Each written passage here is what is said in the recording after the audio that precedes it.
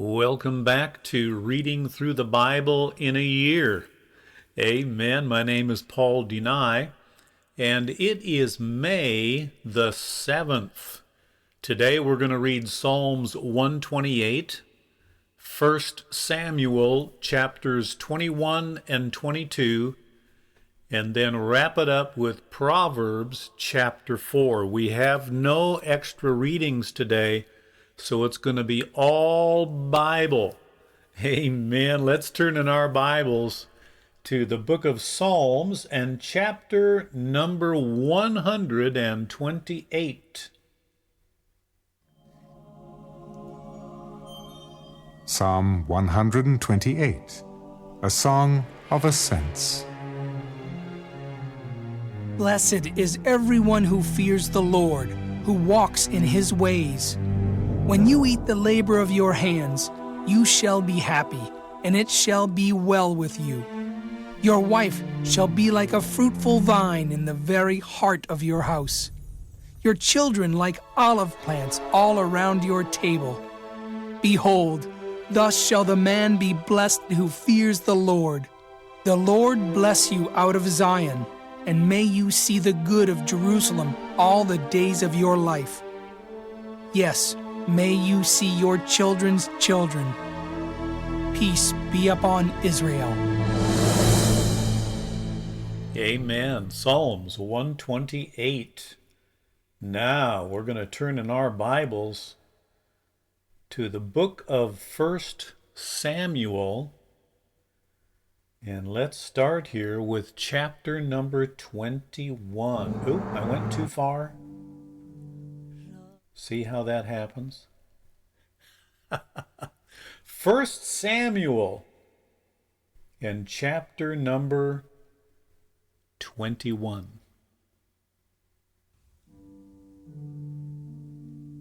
Now David came to Nob, to Ahimelech the priest.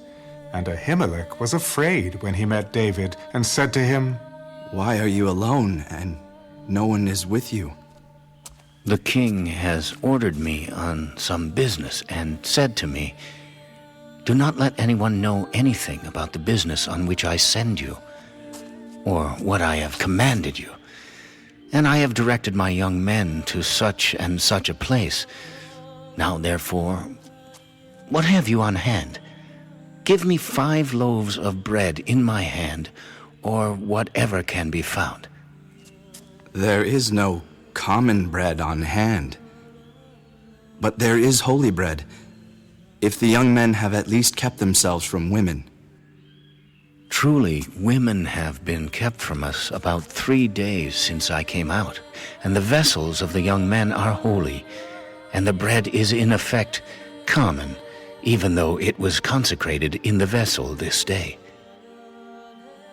So the priest gave him holy bread, for there was no bread there, but the showbread, which had been taken from before the Lord, in order to put hot bread in its place on the day when it was taken away.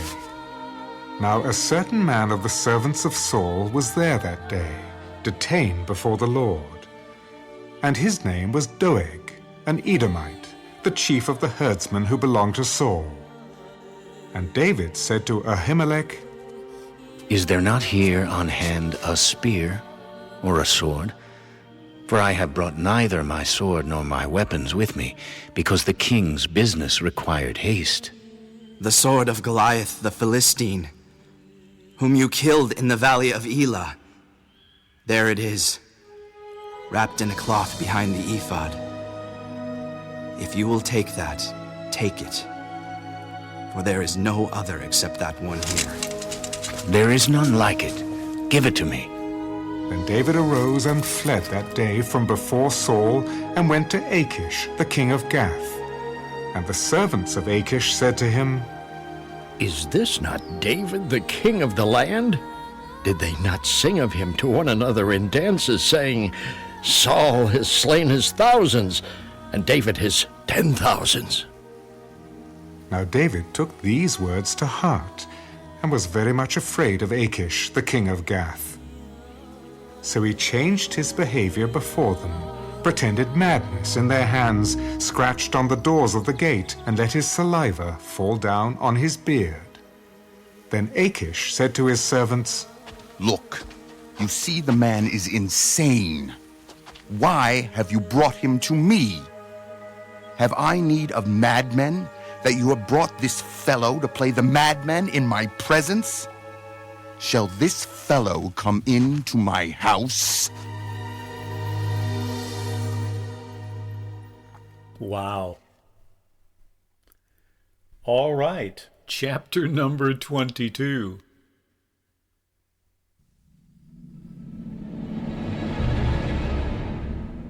David therefore departed from there, and escaped to the cave of Adullam.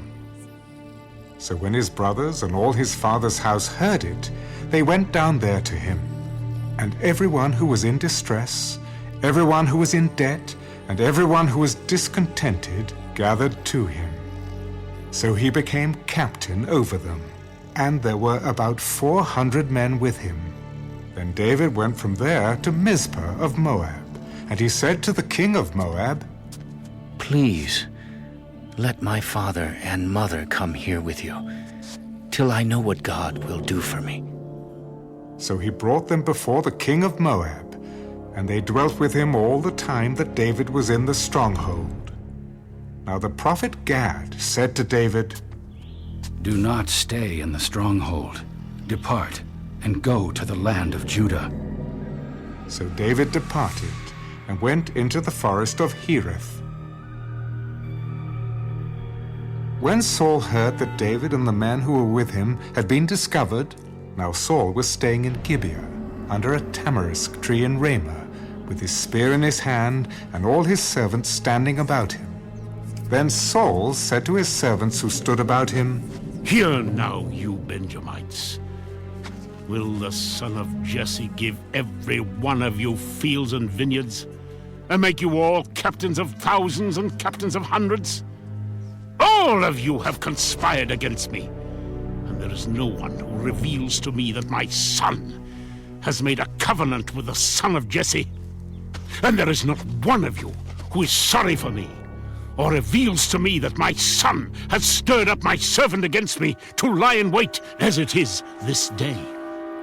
Then answered Doeg the Edomite, who was set over the servants of Saul. I saw the son of Jesse going to Nob, to Ahimelech the son of Ahitub, and he inquired of the Lord for him, gave him provisions, and gave him the sword of Goliath the Philistine. So the king sent to call Ahimelech the priest, the son of Ahitub, and all his father's house, the priests who were in Nob. And they all came to the king. And Saul said, Hear now, son of Ahitub. Here I am, my lord.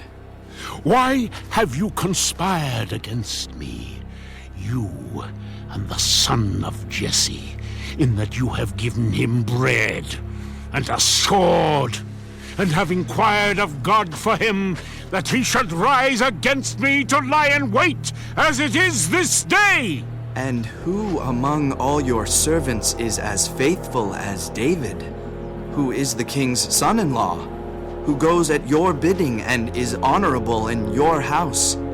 Did I then begin to inquire of God for him? Far be it from me. Let not the king impute anything to his servant, or to any in the house of my father. For your servant knew nothing of all this, little or much. You shall surely die, Ahimelech. You and all your father's house. Then the king said to the guards who stood about him, Turn and kill the priests of the Lord, because their hand also is with David, and because they knew when he fled and did not tell it to me. But the servants of the king would not lift their hands to strike the priests of the Lord. And the king said to Doeg, You, turn and kill the priests!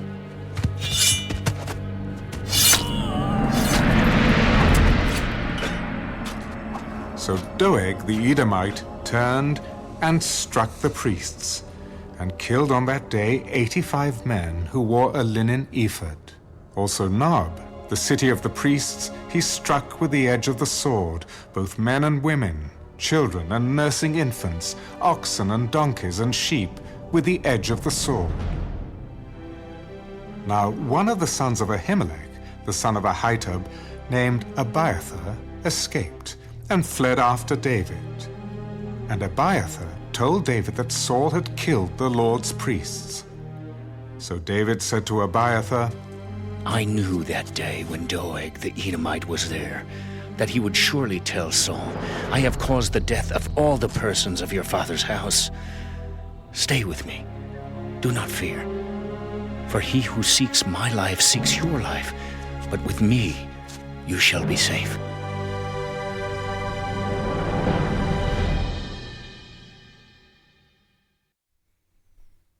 Amazing, isn't it?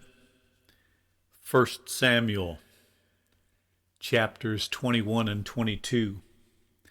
Now we're going to turn in our Bibles to the book of Proverbs. And we are going to read Proverbs chapter 4 today, and that will be the closing for today's reading. Proverbs and chapter 4. Hear, my children, the instruction of a father, and give attention to know understanding. For I give you good doctrine. Do not forsake my law. When I was my father's son, tender and the only one in the sight of my mother, he also taught me and said to me, Let your heart retain my words, keep my commands and live. Get wisdom, get understanding. Do not forget, nor turn away from the words of my mouth. Do not forsake her, and she will preserve you. Love her, and she will keep you. Wisdom is the principal thing. Therefore, get wisdom. And in all your getting, get understanding. Exalt her, and she will promote you. She will bring you honor when you embrace her. She will place on your head an ornament of grace, a crown of glory she will deliver to you. Hear, my son, and receive my sayings. And the years of your life will be many. I have taught you in the way of wisdom. I have led you in the right paths. When you walk, your steps will not be hindered, and when you run, you will not stumble. Take firm hold of instruction. Do not let go. Keep her, for she is your life. Do not enter the path of the wicked, and do not walk in the way of evil. Avoid it. Do not travel on it. Turn away from it and pass on. For they do not sleep unless they have done evil, and their sleep is taken away unless they make someone fall. For they eat the bread of wickedness and drink the wine of violence. But the path of the just is like the shining sun, that shines ever brighter unto the perfect day. The way of the wicked is like darkness. They do not know what makes them stumble. My son, give attention to my words. Incline your ear to my sayings. Do not let them depart from your eyes. Keep them in the midst of your heart, for they are life to those who find them, and health to all their flesh. Keep your heart with all diligence, for out of it spring the issues of life. Put away from you a deceitful mouth, and put perverse lips far from you. Let your eyes look straight ahead, and your eyelids look right before you. Ponder the path of your feet, and let all your ways be established. Do not turn to the right or the left. Remove your foot from evil. What an amazing chapter. My, my, my. I was just thinking of Joshua chapter 1 and how Joshua chapter 1 and Proverbs chapter 4 could really go together. that is the reading for today. Today is May the 7th. We've read Psalms 128, 1 Samuel chapters 21 and 22, Proverbs chapter 4.